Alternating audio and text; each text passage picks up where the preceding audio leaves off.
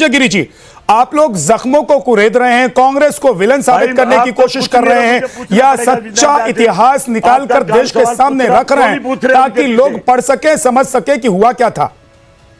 विद्यानाथ जी, एक तो पढ़े लिखे लोगों को बुलाया करिए, और बैकग्राउंड म्यूजिक की मुझे कोई जरूरत नहीं, मुझे कोई बैकग्राउंड म्यूजिक नहीं चाहिए। अरे मेरे पास डिग्री है। अपने समय में जगदीश जी बोल लें, जितना देर उनको बोलना है बोल लें। मैं सिर्फ उनका कांग्रेस के उनके बिंदुवार उनके सवाल का जवाब मेरे पास नकली डिग्री जो उन्होंने बातें कही, मैं उसका बिंदुवार जवाब देता हूँ, और कृपया चुप रहें। ये बात तभी हो सकती है क्योंकि बहुत सीरियस बात है, देश के इतिहास से जुड़ा हुआ डिग्री है। जगदीश शर्मा जी, थोड़ा रुकिए, आऊंगा आपके पास, फिर बोलिएगा। बात कर रहे हैं? अभी तक हमारी जितनी डिबेट हुई है, डिग्री इनकी है, आज की डिबेट में सबसे ज्यादा आपको वक्त मिला है, सबसे ज्यादा आप बोले हैं। अब थोड़ा सा धैर्य रख लीजिए सर, दूसरों को भी बोलने दीजिए, थोड़ा सुनना भी सीखिए। धन्यवाद आपका। ठीक है, धनंजय गिरी जी बोलिए। सबसे ज्यादा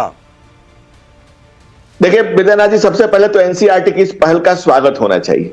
इतिहास के काले कारनामे किसके रहे हैं उसको सब जनता के सामने आने चाहिए। मैं कांग्रेस प्रवक्ता की बात का बिंदुवार जवाब देता हूं, जिसमें बीच में वो ना बोले। उन्होंने कहा कि हम अगर भारत का बंटवारा नहीं करते तो क्या हिंदुओं को कटने देते, अर्थात उन्होंने स्वीकार किया था कि धर्म विशेष के लोग हिंदुओं को काट रहे थे, इसलिए देश को ये बांट रहे थे। ये उन्होंने खुद इस बात को स्वीकारोक्ति की कि अगर हम नहीं बांटते तो क्या हिंदुओं को उनके, ये उन्होंने, कांग्रेस ने दूसरी बात स्वीकार कर ली। अभी तो आप देश के विभाजन की बात कर रहे हैं, उन्होंने हिंदुओं के कटने की भी बात स्वीकार कर ली। मैं उनका पहले बहुत धन्यवाद देता हूं। दूसरा उनका सवाल था कि सावरकर वीर थे, साबित करिए। ये हम नहीं साबित करेंगे, श्रीमती इंदिरा गांधी ने साबित कर दिया। उन्होंने सावरकर के नाम पर डाक टिकट जारी करके चिट्ठी लिखी है कि भारत के महान सपूत थे सावरकर। तीसरा उन्होंने कहा कि क्या कल नाथूराम गोडसे का मंदिर बन जाएगा? हाँ, नाथूराम गोडसे का मंदिर बना है, बाबूलाल कुशवाहा ने बनाया है, और वो कांग्रेस पार्टी का नेता है। ये तीन बातें उनको पहले जान देनी चाहिए, इसलिए मैंने कहा कि कुछ जाना करिए, कुछ समझा करिए, तब बोला करिए। मुद्दे तो सोचिए और मुख्तसर बोलिए।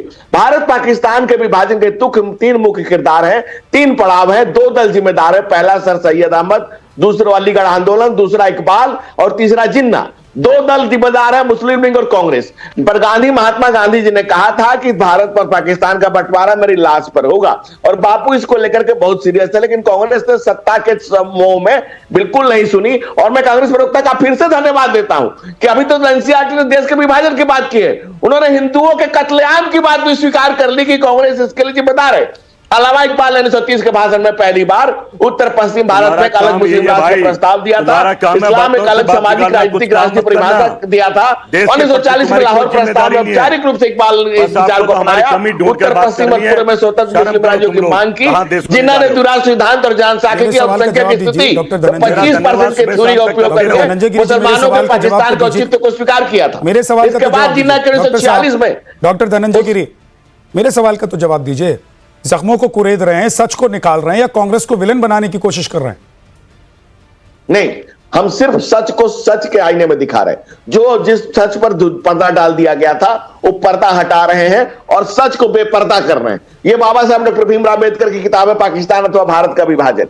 इसमें बाबा साहब लिखते हैं पेज नंबर 359 में 359 कि यह 1920 से मुस्लिम लीग की थ्योरी चल रही थी और भारत और पाकिस्तान के बंटवारे की बात चल रही थी। उन्होंने 1930 में जो थ्योरी थी, और उसको बाबा साहब लिखते हैं कि ये चल रहा था और कांग्रेस के काले कारनामे हैं कि कांग्रेस ने इसे स्वीकार किया। ये जिन तमाम चीजों पर पर्दा डाला गया था वही बेपर्दा किया जा रहा है, उसे धूल हटाई जा रही है, सच को देश के सामने लाया जा रहा है। डॉक्टर ओम जी उपाध्याय, विद्यानाथ जी जवाब, हम एक सेकंड रुक जाइए, जगदीश जी आ रहा हूं। डॉक्टर